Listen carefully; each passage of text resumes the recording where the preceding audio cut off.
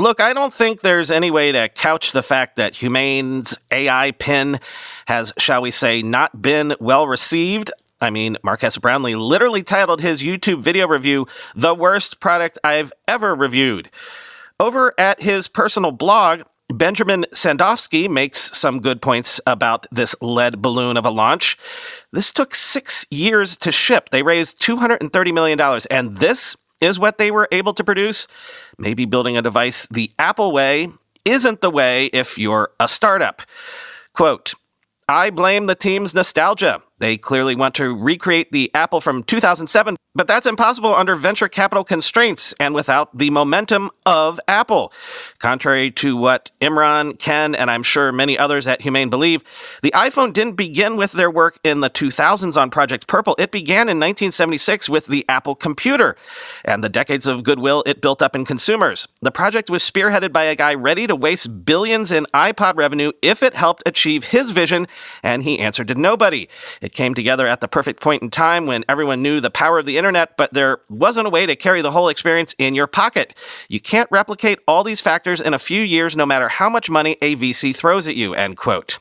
But also, and this is an interesting point, quoting again, "I'm sure their 2018 pitch was about a post-iPhone device. I'm sure it mentioned a Siri-like assistant. There was zero chance that it involved ChatGPT in 2018 because ChatGPT launched in 2022. If it's true, they always envisioned an AI-first experience and they spent 6 years of their lives only to ship this, well, that's way more embarrassing than a last-minute AI pivot. There is absolutely nothing wrong with pitching one idea to investors and going in a totally different direction. There's a saying that early-stage investors back the team, not the idea. Humane could have kept true to the essence of their product, detaching from our phones while not having to fight an unwinnable battle. What about an e-ink phone? Imagine a device that gives you weeks of battery life, but too lo-fi to leave you vulnerable to addictive apps. Maybe that idea sucks, but I'd try 100 others before going all in on the doomed laser projector," end quote. V. Talem on Threads echoed this idea about the AI pivot when he wrote, quote, "Just trying to imagine what Humane would have done if there was not a breakthrough with LLMs like ChatGPT. Their whole back end is an API call right now," end quote.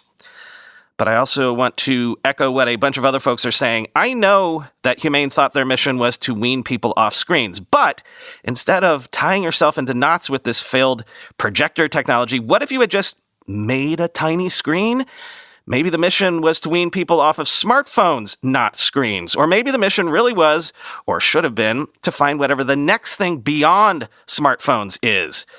Because the bottom line is, they could have just solved a lot of the problems with this projector by just having a tiny screen like the Rabbit R1 is attempting. TBD on that one. Or why did you put a camera in this thing? Adding it to the bill of materials only to take pictures that would inevitably suck when you have the best camera ever created already in your pocket? Or, I mean, isn't that what they're really trying to do? Ambient computing? Which, don't you think that would be solved easier by some combination of earbuds, smart glasses, and AI, where the smartphone is like the computing mothership powering everything from your pocket? Eliminating the smartphone actually seems like the worst idea because you need it for the compute. But also, the smartphone does solve a lot of things, does a lot of things well. Created a bunch of solutions that people actually love. By throwing the whole thing out, you threw out solutions that work. Just my 2 cents.